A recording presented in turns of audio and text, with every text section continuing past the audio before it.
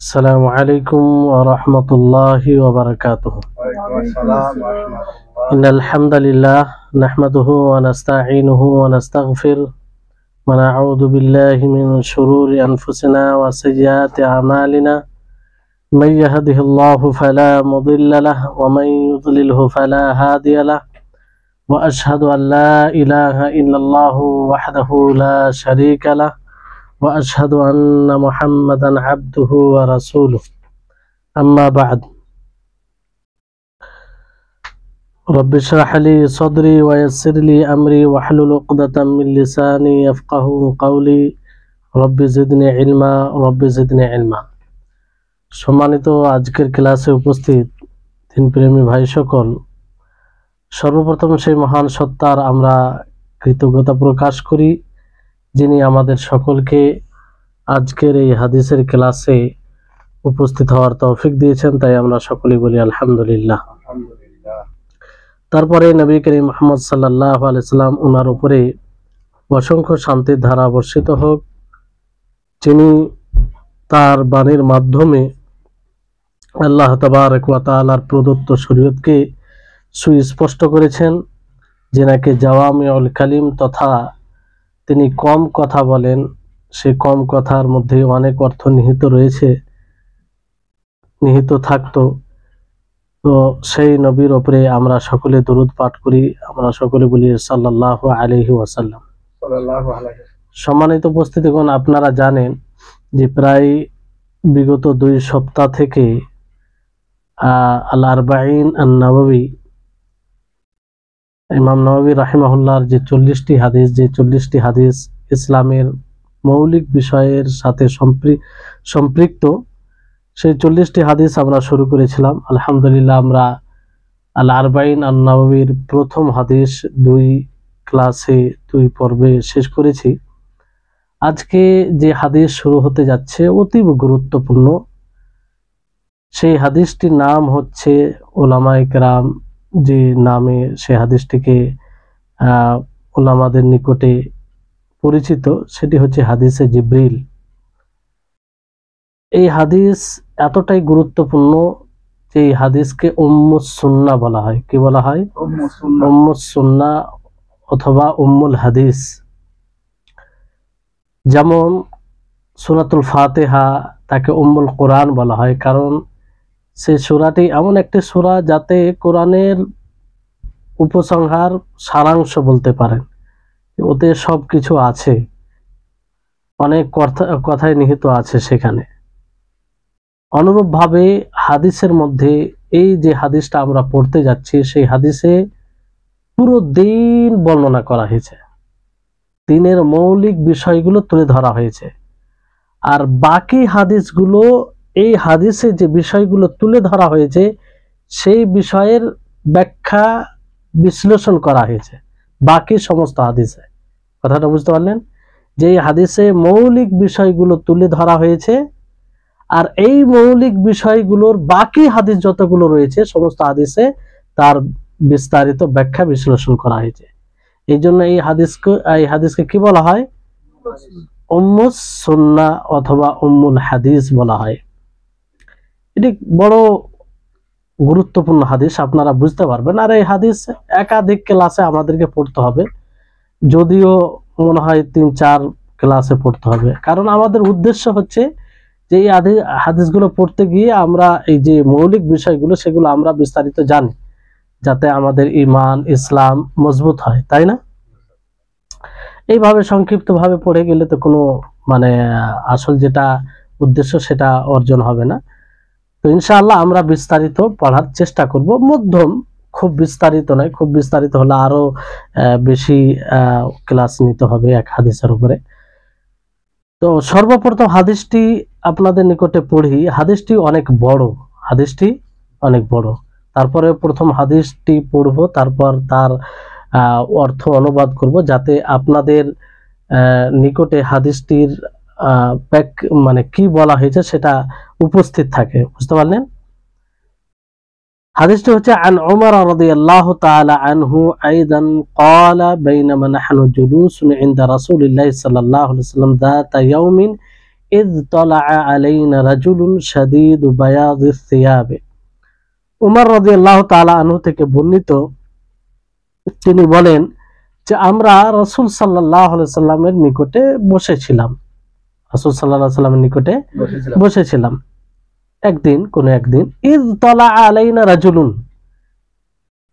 এক হঠাৎ করে এক ব্যক্তির মানে আগমন ঘটে, সেখানে এক ব্যক্তির আগমন ঘটে, যিনি একদম সাদা ধবধবে কাপড় পরেছিলেন, সাদা কাপড় পরেছিলেন, পরিষ্কার পরিচ্ছন্ন, শাদীদু সাওয়াদিস শারি, এবং মিশমিশে কালো চুল ছিল তার, একদম কালো চুল ছিল, তার মানে যুবক ছিল। আর শাদীদু বায়াদিস সিয়াব, ইনশাআল্লাহ এক একটা ব্যাখ্যা করা হবে। লা ইউরা আলাইহি আসারুস সাফারি, মানে সে এমন অবস্থায় ছিল যে তার উপরে, তার শরীরে সফরের কোনো লক্ষণ দেখা দিচ্ছিল না, সফরের কোনো লক্ষণ দেখা দিচ্ছিল না। ওয়ালা ইয়ারিফু মিন্না আহাদুন, আর না আমাদের মধ্যে কেউ ওনাকে জানতো, কেউ ওনাকে চিনতো। হাত্তা জালাসা ইলা নবী সাল্লাল্লাহু আলাইহি সাল্লাম, এমনকি তিনি নবী সাল্লাল্লাহু আলাইহি সাল্লামের নিকটে বসলেন। সবাই আশ্চর্য হওয়ার বিষয় যে এমন এক ব্যক্তি যে পরিষ্কার পরিচ্ছন্ন, সফরে কোনো আলামত বোঝা যাচ্ছে না, অথচ কেউ জানে না কোথা থেকে এসেছে, আর সে এসে একদম নবী সাল্লাল্লাহু আলাইহি সাল্লামের নিকটে বসে গেলেন, সবাই তাকিয়ে আছে। ফাআসনাদা রুকবাতাইহি ইলা রুকবাতাইহি, তো তিনি সেই ব্যক্তি নিজের হাঁটুদয় নবী সাল্লাল্লাহু আলাইহি সাল্লামের হাঁটুদয়ের সাথে মিলিয়ে দিলেন, মানে একদম নিকটে বসে গেলেন, বুঝতে পারলেন। ওয়াওয়াদাআ কাফাইহি আলা ফাখিদাইহি, এবং তিনি নিজের দুটি হাত, এটাকে বলা হয় কাফ, এই দুটি হাতকে নিজের উরুর উপরে, তিনি নিজের উরুর উপরে রাখলেন। তারপর বললেন, ইয়া মুহাম্মদ আখবিরনি আনিল ইসলাম, হে মুহাম্মদ আপনি আমাকে বলুন, ইসলাম সম্পর্কে বলুন, ইসলাম সম্পর্কে জানান, ইসলামের মৌলিক বিষয়গুলো আমাকে বলুন, যার উপরে ইসলাম নির্ভর করে, পুরো ইসলাম নয়, মৌলিক বিষয়। তো আল্লাহ নবী বললেন, রাসূল সাল্লাল্লাহু আলাইহি সাল্লাম বললেন, আল ইসলামু আন তাশহাদা লা ইলাহা ইল্লাল্লাহ ওয়া আন্না মুহাম্মাদার রাসূলুল্লাহ ওয়া তুকিমাস সালাহ ওয়া তুতিয়াজ যাকাহ ওয়া তাসুমা রমাদান ওয়া তাহুজ্জাল বাইতা ইন ইসতাতা'তা ইলাইহি সাবিলা। যে ইসলাম হচ্ছে এই কথা সাক্ষ্য প্রদান করা যে আল্লাহ ছাড়া সত্য কোনো মাবুদ নেই, আর মুহাম্মদ সাল্লাল্লাহু আলাইহি সাল্লাম আল্লাহর রাসূল। তারপরে সালাত প্রতিষ্ঠিত করা, যাকাত প্রদান করা, এবং রমজান মাসে সিয়াম পালন করা, আর বাইতুল্লাহর হজ সম্পাদন করা যদি সাধ্যে থাকে, যদি সাধ্যে থাকে, বুঝতে পারলেন। তাহলে কটা হলো? 5টি জিনিস। তারপরে তিনি বললেন, যখন নবী সাল্লাল্লাহু আলাইহি সাল্লাম তার উত্তরে এই কথা বললেন, সেই ব্যক্তি বললেন যে সাদাক্তা, আপনি সত্য বললেন। আপনি কি বললেন? সত্য বললেন। তো সাহাবায়ে কেরাম ওনারা আশ্চর্য হলেন যে প্রশ্ন করছেন, আবার তিনি উত্তর শুনে বলছেন যে আপনি সত্য বললেন। প্রশ্নকারী মানে কে প্রশ্ন করে? যে জানে না, শুনে সে সাদাক্তা কে বলবে? যে আগে থেকে জানে যে আপনি সত্য বললেন। তো প্রশ্ন করলেন, আবার সাদাক্তা বললেন। তো সাহাবায়ে কেরাম আশ্চর্য হলেন। এই জন্য তিনি বলছেন, ফাআজিবনা লাহু ইয়াসআলুহু ওয়া ইউসাদ্দিকু, আমরা আশ্চর্যজনবিত হলাম যে তিনি প্রশ্নও করেন, আবার সত্যায়নও করেন যে আপনি সত্য বলছেন। তারপর আবার তিনি বলেন, ফাআখবিরনি আনিল ঈমান, আপনি আমাকে ঈমান সম্পর্কে বলুন। কি সম্পর্কে? ঈমান সম্পর্কে। তো আল্লাহর নবী উত্তর দিলেন, আনতুমিনা বিল্লাহি ওয়া মালাইকাতিহি ওয়া কুতুবিহি ওয়া রুসুলিহি ওয়াল ইয়াউমিল আখির, যে ঈমান হলো আল্লাহর উপরে ঈমান নিয়ে আসা, তার ফেরেশতাগণের প্রতি ঈমান নিয়ে আসা, তার রাসূলগণের প্রতি ঈমান নিয়ে আসা, তার পূর্বে তার আসমানি গ্রন্থের প্রতি ঈমান নিয়ে আসা, তার রাসূলগণের প্রতি ঈমান নিয়ে আসা, এবং শেষ দিবসের প্রতি, শেষ দিবস আখিরাতের প্রতি, ওয়া তুমিনা বিল কদরি খায়রিহি ওয়া শাররিহি, আর ভালো মন্দ ভাগ্যের প্রতি বিশ্বাস স্থাপন করা। বুঝলেন? আবার তিনি বললেন, সাদাক্তা, আপনি সত্য বললেন, আপনি সত্য বললেন। তিনি প্রশ্ন করলেন, আবার উত্তর শুনে তিনি বলছেন যে সত্য বললেন। তারপর আবার তিনি জিজ্ঞাসা করলেন ফাআখবিরনি আনিল ইহসান, যা আপনি ইহসান সম্পর্কে বলুন। তিনি বললেন যে আনতা আবুদাল্লাহ কাআন্নাকা তারা ফাইন লাম তাকুন তারাহু ফাইন্নাহু ইয়ারাকা, যে ইহসান হলো আপনি আল্লাহর ইবাদত এমন ভাবে করবেন যেন আপনি তাকে দেখছেন, যেন আপনি তাকে দেখছেন। ফাইন লাম তাকুন তারাহু ফাইন্নাহু ইয়ারাকা, যদি এটা সম্ভব না হয় তাহলে তুমি এই ধারণা নিয়ে ইবাদত করবে যে আল্লাহ তাআলা তোমাকে দেখছে। বুঝতে পারলেন? তারপরে তিনি আবার জিজ্ঞাসা করলেন ফাআখবিরনি আনিস সাআ, আপনি কিয়ামত সম্পর্কে বলুন। কি সম্পর্কে বলুন? কিয়ামত সম্পর্কে বলুন। তো তিনি বললেন মাল মাসউলু আনহা বিআ'লামা মিনাস সাইল, যে যাকে জিজ্ঞাসা করা হচ্ছে তার চেয়ে জিজ্ঞাসাকারী বেশি ভালো জানেন, জিজ্ঞাসাকারী বেশি ভালো জানেন। তারপরে তিনি বললেন ফাআখবিরনি আন আমারাতিহা, যে আপনি তার নিদর্শন সম্পর্কে বলুন, আলামত, কিয়ামতের আলামত সম্পর্কে বলুন। তো আল্লাহ নবী বলেন আনতালিদাল আমাতু রাব্বাদাহা, যে একজন দাসী তার মনিবকে জন্ম দিবে। এর ব্যাখ্যা আসবে ইনশাআল্লাহ। ওয়া আনতারাল হুফাতাল উরাতাল আলাতা রিআ আশ-শাই ইয়াতাতাওয়ালুনা ফিল বুনিয়ান, আর দেখবেন যে বস্ত্রহীন, নগ্ন পা এবং খাতনাবিহীন তারা হবে, এবং যারা গরু ছাগল চড়াবে তারা বড় বড় বিল্ডিং তৈরি করবে, আর তাতে তারা কি করবে? অহংকার, গৌরব করবে, গর্বিত হবে। থুম্মান তালাকা, তারপরে সেই ব্যক্তি চলে গেলেন। ঠিক আছে? ফালাবিস্তু মালিয়ান, ওমর রাদিয়াল্লাহু তাআলা আনহু তিনি বলছেন যে আমি কিছুক্ষণ দাঁড়ালাম। তারপর আল্লাহ নবী বলেন ইয়া ওমর আতাদরি মানিস সাইল, হে ওমর তুমি কি জানো সাইল কে ছিল? প্রশ্নকারী কে ছিল? সে কে তুমি কি জানো? তারপর তিনি বললেন আল্লাহ ওয়া রাসূলুহু আ'লাম, আল্লাহ এবং তার রাসূল বেশি ভালো জানেন। বুঝতে পারলেন? তো নবী সাল্লাল্লাহু আলাইহি সাল্লাম বললেন ফাইন্নাহু জিবরিলু আতাকুম ইউআল্লিমুকুম দীনাকুম, যে ইনি ছিলেন জিবরিল আলাইহিস সালাম, এসেছিলেন তোমাদেরকে তোমাদের দ্বীন শেখাবার জন্য। তাহলে এটাকে পুরো দ্বীন বলেছেন আল্লাহ নবী। কি বলেছেন? পুরো দ্বীন বলেছেন, যে তোমাদেরকে দ্বীন শিখাবার জন্য এসেছিলেন। বুঝতে পারলেন? তো এই হচ্ছে বিষয়। এটা লম্বা হাদিস, ইনশাআল্লাহ আমরা এর বিস্তারিত একটু জানার চেষ্টা করব। বুঝলেন? তো প্রথমে আপনাদেরকে বললাম যে এটা বিশাল, মানে এমন একটা হাদিস যে হাদিসে অনেক কিছু রয়েছে, পুরো দিন রয়েছে। আর এই জন্য এই হাদিসকে উম্মুস সুন্নাহ বলা হয়, মানে পুরো দিন রয়েছে। আর এই দিনের ব্যাখ্যা বাকি হাদিসগুলো দ্বারা করা হয়েছে, বাকি যতগুলো হাদিস রয়েছে। বুঝতে পারলেন? তো এটা সহিহ মুসলিমের ঈমান যে অধ্যায় রয়েছে তার প্রথম হাদিস। বুঝতে পারলেন?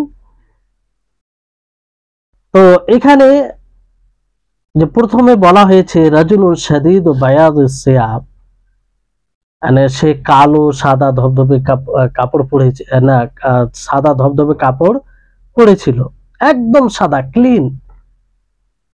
তো এখান থেকে এটা স্পষ্ট হচ্ছে যে তিনি পরিষ্কার পরিচ্ছন্ন হয়েছিলেন, তাই না? আর তারপরে বলা হয়েছে শাদীদু সাওয়াদিস শা'রি, যে ওনার চুলগুলো একদম কালো ছিল, চুলগুলো একদম কালো ছিল।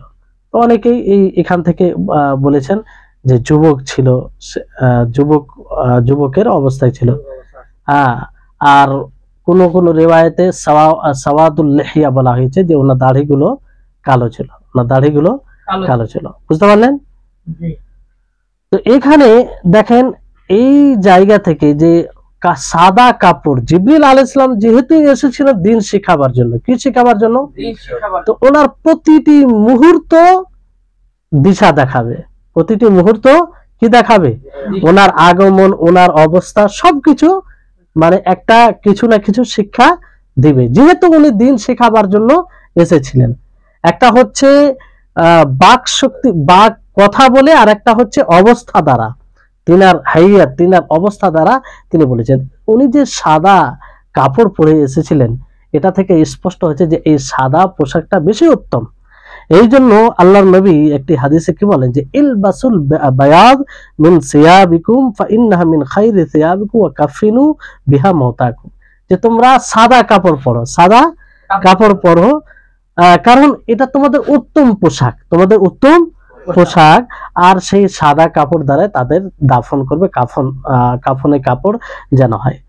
তো সাদা কাপড় এটা বেশি মানুষের, এই জন্য সাদা কাপড় এমন একটি রং, এমন একটি কাপড়ের বৈশিষ্ট্য হলো সকলকে মানায়। সাদা কাপড় সকলকে, কালো ধলো যা আছে সবকেই ভালো লাগে সাদা কাপড় দিয়ে। তো এই সাদা পোশাকের এটা গুরুত্ব। তারপরে এখানে দেখেন এই যে প্রথম অংশে এতটা যে অবস্থা, যে তিনি সাদা কাপড় পরে এলেন, তিনার চুলগুলো কালো ছিল, ওনার সব মানে শরীরে সফরে কোনো লক্ষণ দেখা দিচ্ছিল না, আর তিনি নবী সাল্লাল্লাহু আলাইহি ওয়াসাল্লামের নিকটে এসে বসে গেলেন, তিনি হাঁটুদায় নবী সাল্লাল্লাহু আলাইহি ওয়াসাল্লামের হাঁটুদায়ের সাথে মিলিয়ে দিলেন, আর তিনি নবী সাল্লাল্লাহু আলাইহি ওয়াসাল্লামের সামনে কিভাবে বসলেন, হ্যাঁ, যে তিনি নিজের হাতকে নিজের উরুর উপরে রাখলেন আদবের সাথে। এখানে অনেক কিছু শিক্ষণীয় বিষয় রয়েছে। প্রথম হচ্ছে যে প্রত্যেক আলেমের জন্য এটা উচিত হবে যে মানুষের কাছে বসা, মানুষের কাছে বসা। দেখেন প্রথম শব্দ হচ্ছে বাইনামা নাহানু জুলুসুন ইনদা, আমরা রাসূল সাল্লাল্লাহু আলাইহি সাল্লামের নিকটে বসেছিলাম। কি ছিলাম?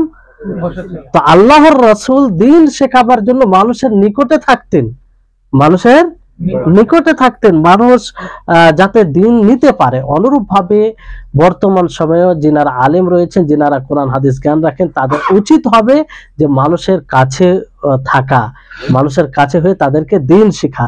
এটা থেকে এটা স্পষ্ট, প্রত্যেক আলেমের এটা উচিত। আর দ্বীন কার কাছে নিতে হবে, এখানেও এটা স্পষ্ট হয় যে জ্ঞানী হবে।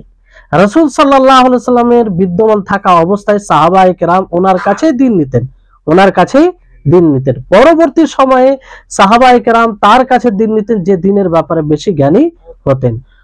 অনুরূপ ভাবে আজকেও বর্তমান সময়ে আমাদেরকে সব সময় এই জ্ঞানের ব্যাপারে কাদের অভিমুখী হতে হবে?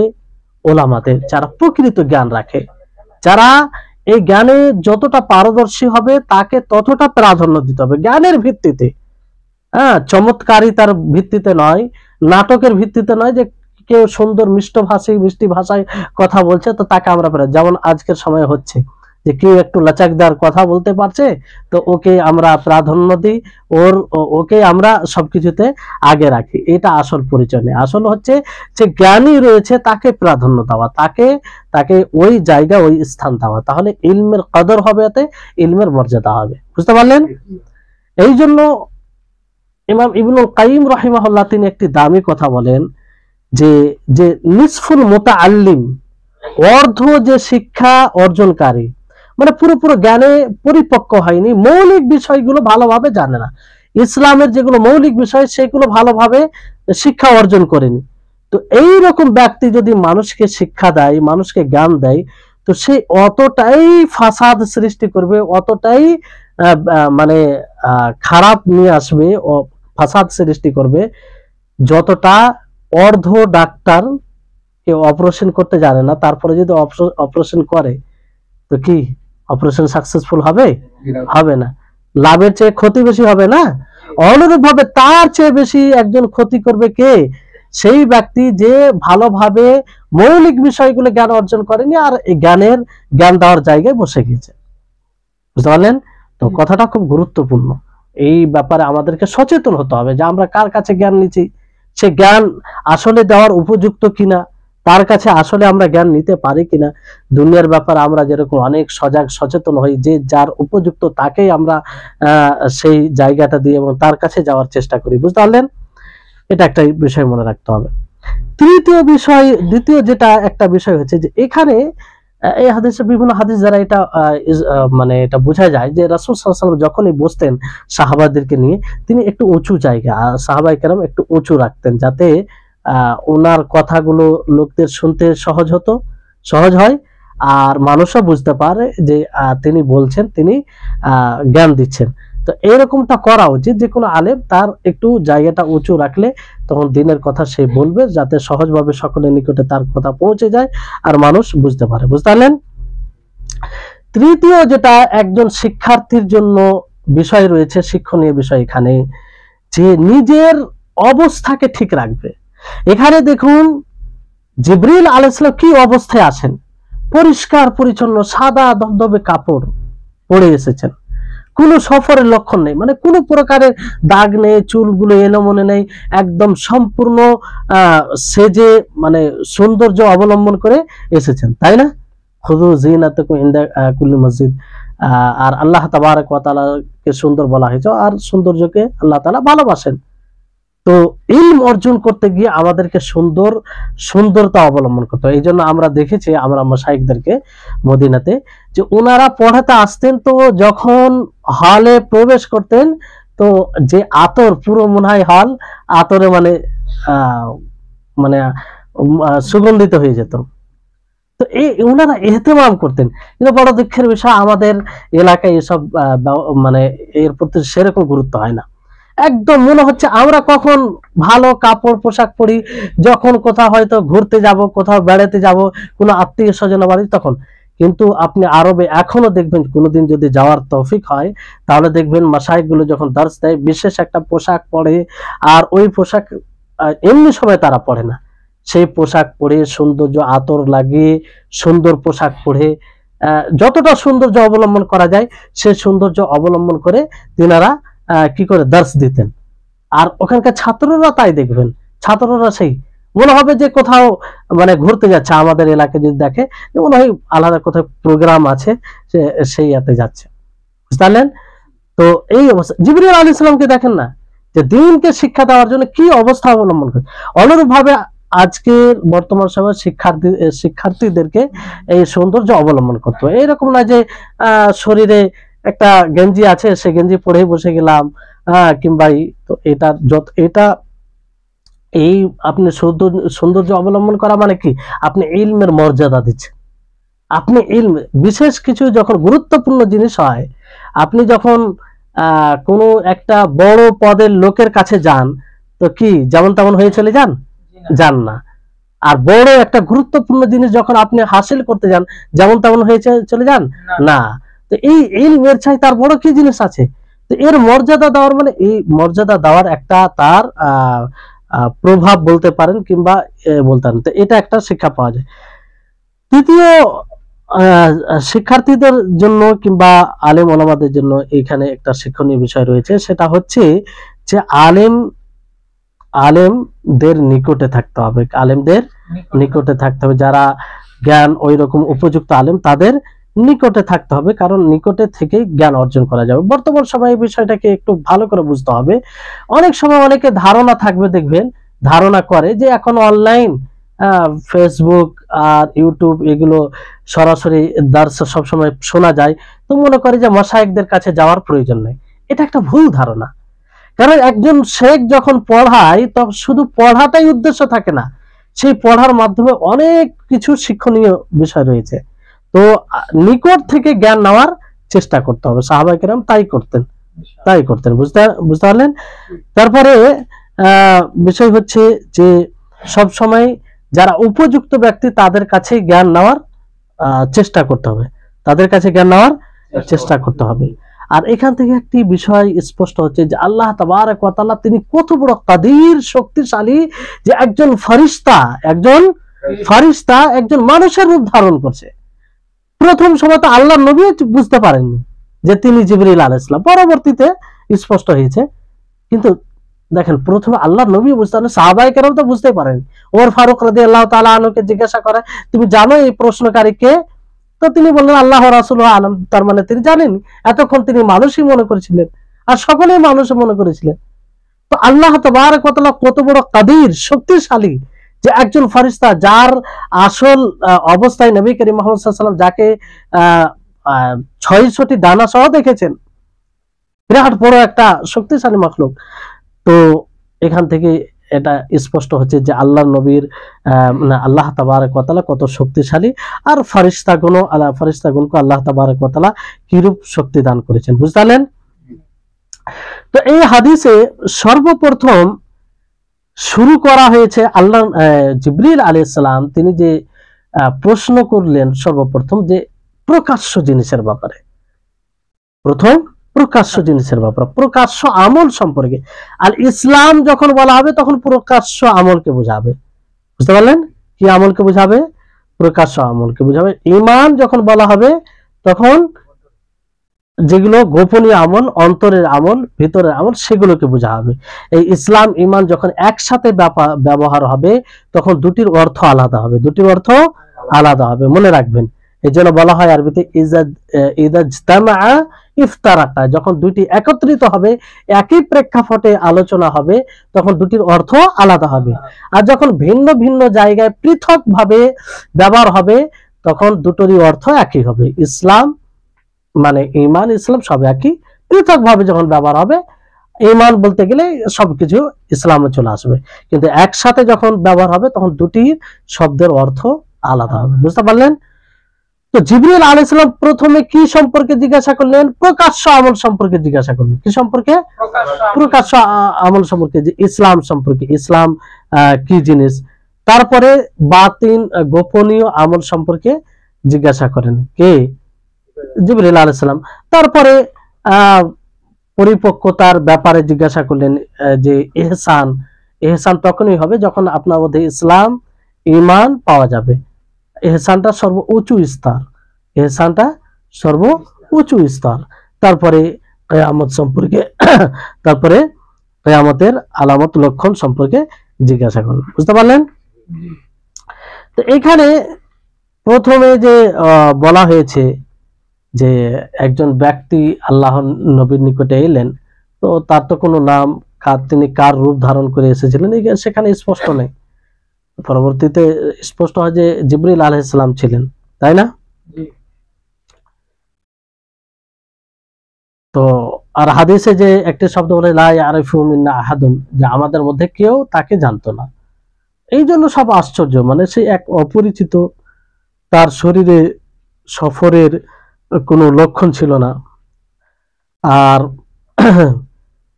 এখানে যে এই হাদিসে আরেকটি কথা বলা হয় যে তিনি নিজের হাঁটুদ্বয় নবী সাল্লাল্লাহু আলাইহি ওয়াসাল্লাম হাঁটুদ্বয়ের সাথে মিলিয়ে দিলেন, তার মানে একদম নিকটে বসেছিলেন, একদম নিকটে বসেছিলেন, বুঝতে পারলেন?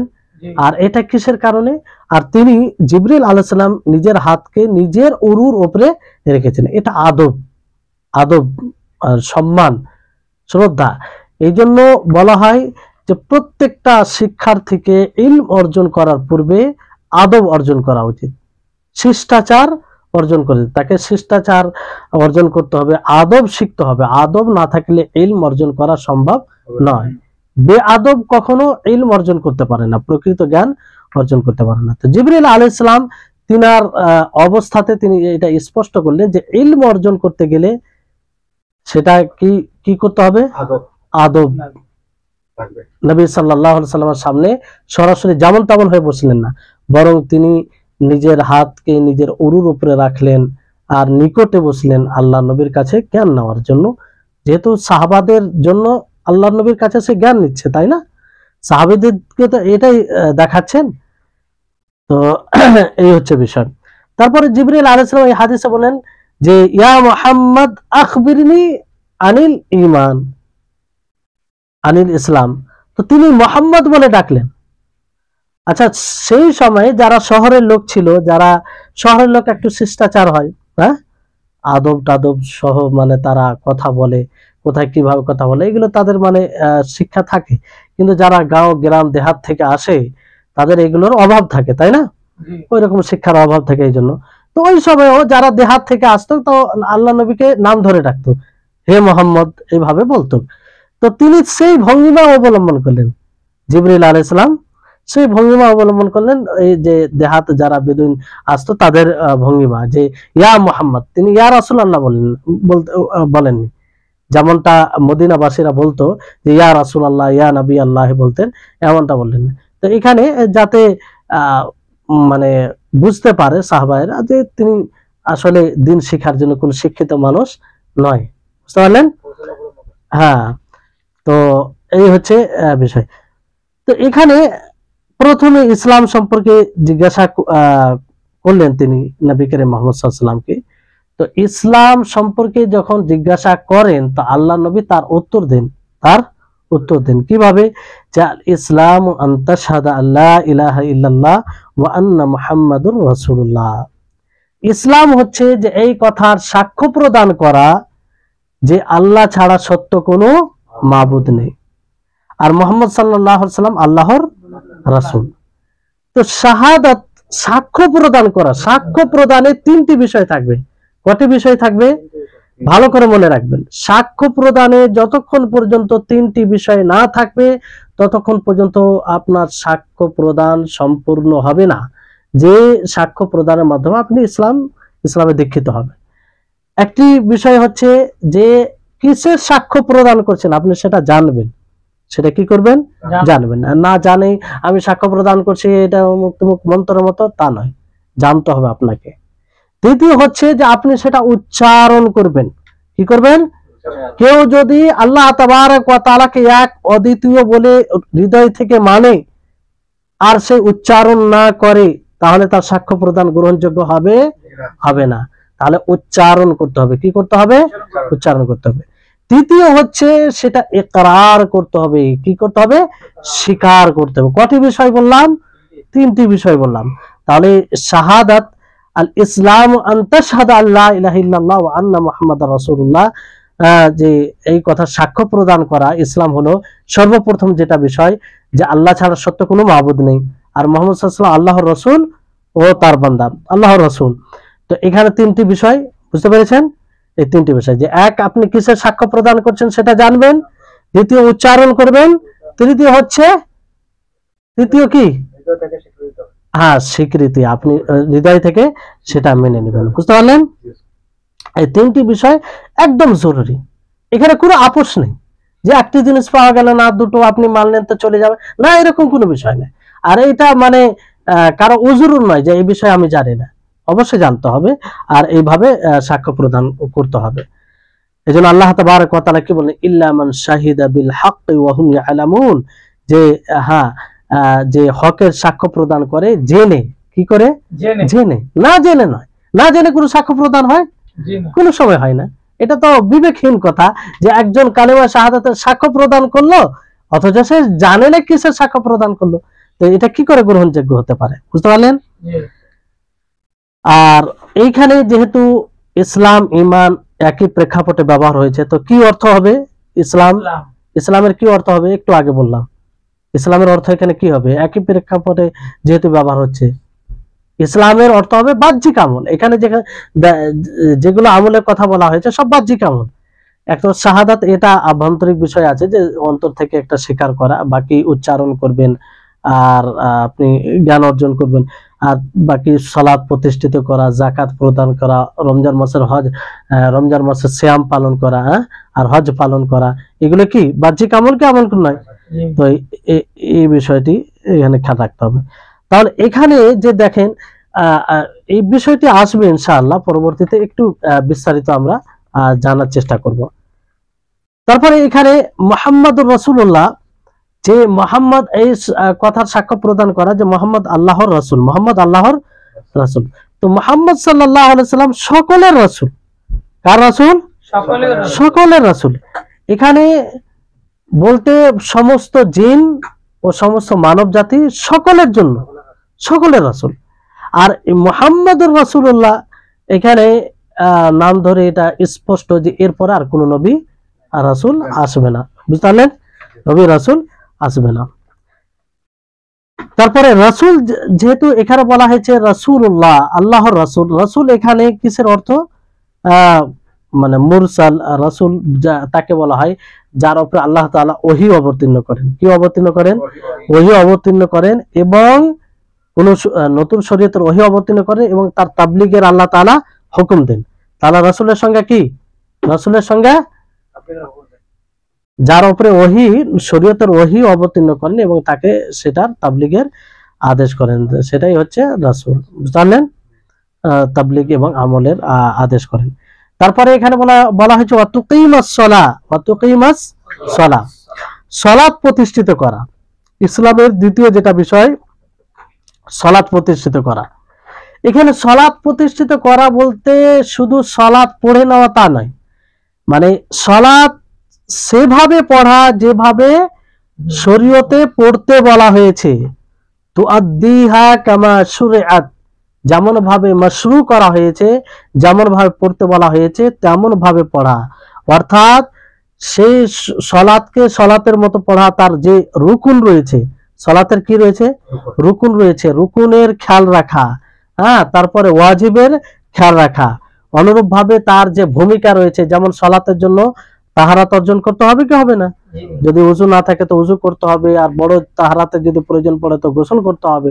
তো এগুলো থাকা, আর জায়গার যদি পুরুষ থাকে তাহলে মসজিদে গিয়ে সালাত আদায় করতে হবে। কোথায়? মসজিদে গিয়ে জামাতে সালাত আদায় করতে হবে। সেটা কোনো শরীয়তের কোনো ওজরে পড়া হলো না, আলাদা বিষয়, মানে জমাতে হলো না কিংবা মসজিদে গিয়ে হলো না, কিন্তু আম ভাবে এখানে যে ওয়াতুকিমাস সালাহ যখন বলা হবে, ইসলামের দ্বিতীয় যেটা স্তম্ভ, সেটা থেকে এটাই বলা হয়েছে যে সে সালাত সেই মতো পড়বে যে মতো শরীয়তে ফরজ করা হয়েছে, আর যেখানে পড়তে বলা হয়েছে সেখানে পড়তে হবে। কেউ যদি বলে না আমি সালাত পড়ি বাড়িতে পড়ি, হবে? এই জন্য অনেকে দেখবেন, আমি হয়তো কিছু লোককে জানি, দেখেছি যে তারা বাড়িতে সালাত আদায় করে। তাদেরকে বলা হয়, তো বলে যে না মসজিদে গেলে অনেকের সাথে তর্ক হয়, কিংবা তাদের সাথে আমার ভালো সম্পর্ক নেই, তাদের পাশে দাঁড়াতে হয়। একটা এখানে হৃদয় পরিষ্কার নেই, এটা স্পষ্ট। দ্বিতীয় কথা হচ্ছে যে এই সালাত বলা হয়নি ইসলামে। ইসলামে যে সালাতের কথা বলা হয়েছে সেটা জমাতে পড়তে হবে। কোথায় পড়তে হবে? জমাতে পড়তে হবে, মসজিদে গিয়ে পড়তে হবে, ঠিক আছে? আর যে সময় পড়তে বলা হয়েছে সে সময় পড়তে হবে। কেউ মনে করলে যে আমি সালাত তো পড়ছি, কিন্তু জোহরের সালাতকে আসর, আসরের সালাতকে মাগরিবের সালাতকে এর সাথে পড়লে এটা হবে? এই সালাতের কথা বলা হয়েছে? বলা হয়নি। মানে এইভাবে পড়তে হবে সালাত, বুঝতে পারলেন? আর সালাত বলতে এখানে 5 ওয়াক্তের সালাত, মূল সালাত, তারপরে ফরজ নফল সালাত, আর এতে চলে আসবে যে সুন্নাত রাতে বা এগুলো রয়েছে। তারপরে বলা হয়েছে ওয়াতুতিয়াজ যাকাত, কি? যাকাত প্রদান করা, কি যাকাত দেওয়া। যাকাত একটি বিশেষ ইবাদত, যে যখন নিসাব পর্যন্ত পৌঁছে যাবে আর তার উপরে 1 বছর অতিক্রম করবে, 1 বছর অতিক্রম করবে, তার উপরে যাকাত ফরজ হবে। আর যাকাত কতটা হয় আপনারা সকলেই জানেন, যে মানে যতটা অ্যামাউন্ট আছে সেই অ্যামাউন্টকে যদি আপনার অ্যামাউন্টকে 40 দিয়ে ভাগ করেন, তাহলে সঠিক যেটা যাকাত লাগবে সেটা বের হয়ে যাবে, বুঝতে পারলেন? আর যাকাতের এখানে যেহেতু পূর্ণ আলোচনা, মানে এই বিস্তারিত আলোচনার দিকে যাব না, তারপরে যে যদি স্বর্ণ হয় তো 7.5 ভরি সোনা, সেটা যেন 1 বছর অতিক্রম করে। আর যদি রূপা হয় তাহলে 595 গ্রাম রূপা, আর সেটা 1 বছর অতিক্রম করবে, 1 বছর অতিক্রম করবে। টাকার যাকাত কিভাবে দিবেন? যে আপনি আপনার টাকাকে রূপার মূল্যের উপরে ভিত্তি করে দিবেন। যে রূপার 595 গ্রাম রূপার দাম যদি 80,000 হয়, তো 80,000 যদি আপনার কাছে থাকে, আর সেই টাকাটা যদি 1 বছর অতিক্রম করে 80,000 উপরে, কিংবা যতটা মূল্য হবে, একটা আনুমানিক বলছি আর কি, তো এই ওই টাকা যত টাকা এর উপরে যত টাকা থাকবে সেই টাকার আপনাকে 40 দিয়ে ভাগ করে যেটা অ্যামাউন্ট বের হবে সেটা যাকাত দিতে হবে, বুঝলেন? এবার সংক্ষিপ্ত। তারপরে রমজান মাসে সিয়াম পালন করা। তৃতীয় কি হচ্ছে? রমজান মাসে সিয়াম পালন করা। সেই ফজর থেকে নিয়ে সূর্য অস্তমিত হওয়া পর্যন্ত খাবার ও পানাহার থেকে এবং গুনাহ থেকে বিরত থাকা, এটাকে সিয়াম বলে, বুঝতে পারলেন? বিরত থাকা, সম মানে বিরত থাকা। আর প্রসিদ্ধ যেটা ফরজ সিয়াম হচ্ছে রমজান মাসের সিয়াম, বুঝতে পারলেন? তার সাথে সাথে নফল সিয়াম রয়েছে, সেগুলো রাখলে তার ফজিলত রয়েছে। তারপরে কি? বাইতুল্লাহর হজ সম্পাদন করা, বাইতুল্লাহর হজ করা, হ্যাঁ, যে হজ সম্পর্কে আপনারা শুনেছেন। তো এই হজ এবং যাকাত সকলের উপরে নয়, যারা সামর্থ্যবান হবে তাদের উপরে, বুঝতে পারলেন? তাহলে এই হচ্ছে 5টি ইসলামের কি মৌলিক বিষয়। মূল ইসলাম হচ্ছে এই 5টি বিষয়। এই 5টি জিনিসের পুরো মানে এই 5টি বিষয় যদি দুর্বল হয় তাহলে সবকিছু দুর্বল হবে। এই 5টি বিষয়ের মধ্যে 2টি বিষয়, একটি বিষয়ে সকলের সম্মতি রয়েছে, যদি তাতে কেউ একটু ত্রুটি রাখে তাহলে সে মুসলিমই হবে না। ত্রুটি মানে কি? যে কেউ যদি শাহাদাত, সাক্ষ্য প্রদান করে, সঠিক মতো সাক্ষ্য প্রদান না করে, তাহলে সে মুসলিম হবে না, সকলের সম্মতি, সকল ওলামাগণ এটা বলেছেন, বুঝলেন। আর সালাতের ব্যাপারে অনেকেই বলেছেন যদি তার উজুব ফরজিয়াতের ইনকার করে, কেউ বলে যে না সালাত ফরজ করা হয়নি, আমি সালাতকে মানি না, তাহলে তো সে কাফির হয়ে যাবে। কি হবে? কাফির হয়ে যাবে, এতে কোনো সন্দেহ নেই। কিন্তু কেউ যদি ধরেন যে সালাত পড়লো আবার পড়লো না কখন, তো এই ব্যাপারে দ্বিমত রয়েছে বেশিরভাগ ওলামা কেরামদের নিকটে, বিদ্বানদের নিকটে, যে ইচ্ছাকৃতভাবে যদি সালাত ছাড়ে, যদিও 2 ওয়াক্তের 3 ওয়াক্তের 4 ওয়াক্তের হয়, তো সে কাফের হয়ে যাবে। কিন্তু অনেক ওলামা বলেছেন যে এক্ষেত্রে কাফের হবে না। যাই হোক, এটা বিতর্কিত বিষয়। আর এখান থেকে ভেবে নিতে হবে যে এই সালাতের বিষয়টি কত জটিল বিষয়, সালাতের বিষয়টি কত জটিল বিষয়, যে বিদ্যান নির্ভরযোগ্য ওলামায়ে কেরামদের ফতোয়া রয়েছে যে এক ওয়াক্তের সালাত যদি ইচ্ছাকৃতভাবে অকারণে শরীয়তের কোনো কারণ ছাড়াই ছেড়ে দেয়, তাহলে সে কাফের হয়ে যাবে। কত বড় জটিল বিষয়, আল্লাহ সকলকে বুঝার শক্তি দান করুন। তো এই হচ্ছে বিষয়, বুঝতে পারলেন। তাহলে ইনশাআল্লাহ আজকে এখানে শেষ করছি। ইনশাআল্লাহ আগামী ক্লাসে যে প্রথম বিষয়টি রয়েছে শাহাদাত, আমরা একটু বিস্তারিত জানবো, কারণ এগুলোর উপরে কঠোর পরিশ্রম করা উচিত, বুঝতে পারলেন। মানে বারবার শোনা উচিত। এই জন্য দেখবেন সৌদি আরবে একটা বৈশিষ্ট্য তাদের, যে এই মৌলিক বিষয়গুলোর বারবার আলোচনা করে। এই জন্য সেখানে সাধারণ মানুষ ওদের ঠোঁটের উপরে এগুলো থাকে। শাহাদাত মানে কি, শাহাদাতে কি কি জিনিস বিষয় জরুরি আপনাকে বলবো, একটা ড্রাইভার আপনাকে বুঝাবে, একটা ড্রাইভার আলেমকে, আমাদের এলাকার আলেমদেরকে তারা বুঝাবে। কেন? যে ওখানকার ওলামায়ে কেরাম এইসব বিষয়ে তারা সচেতন, বারবার এগুলো বুঝাতে থাকেন। কিন্তু আমরা দুঃখের মানে আমাদের এলাকা কিংবা ভারত, পাকিস্তান, এগুলো বাংলাদেশ, এগুলো দেশে কি হয় যে সব সময় মনে করে নিত্য নতুন কিছু নিয়ে আসতে হবে, আর আসল যেটা মৌলিক জড় শিকড় সেটাকে দুর্বল করে রাখে। না তো দেখেন যে অধিকাংশ মুসলিমদের এই অবস্থা, তারা এইগুলো বুঝে না। শাহাদাত কি, শাহাদাত কাকে বলে, শাহাদাত কখন পূর্ণ হবে, অধিকাংশ মানুষ বুঝে না। বড় যেটা মানে দুঃখের বিষয়, এটা সকলের এর পিছনে ভূমিকা রয়েছে, সাধারণ মানুষ এবং আমাদের মতো ওলামায়ে কেরামদেরও এতে ব্যর্থতা রয়েছে, কারণ আমরা অতটা গুরুত্ব দিই। বারবার এগুলো বিষয়ে আলোচনা হওয়া দরকার। আর এই হাদিসে জিবরিল, আমি তো মনে করি যে গ্রামে গ্রামে ক্যাম্প করা উচিত এই হাদিসকে নিয়ে, বিস্তারিত ভাবে এই হাদিসের সারা মানে ব্যাখ্যা করা উচিত, যাতে মানুষ বুঝে যে ইসলাম কি, ঈমান কি, আর ইহসান কি, কারণ এই 3টি জিনিস মূল, বুঝতে পারলেন। তো ইনশাআল্লাহ আমরা আগামী ক্লাসে এই হাদিসটির বাকি শাহাদাত সম্পর্কে জানবো, আর বাকি আমরা ধাপে ধাপে এগিয়ে যাব। আল্লাহ তাবারক ওয়া তাআলা আমাদের সকলকে যেন এই সব কথাগুলো বুঝার এবং এই মতো হাদিস অনুযায়ী জীবনযাপন করার তৌফিক দান করেন। ওয়া আখিরু দাওয়ানা আনিল হামদুলিল্লাহি রাব্বিল আলামিন। আসসালামু আলাইকুম ওয়া রাহমাতুল্লাহি ওয়া বারাকাতুহু।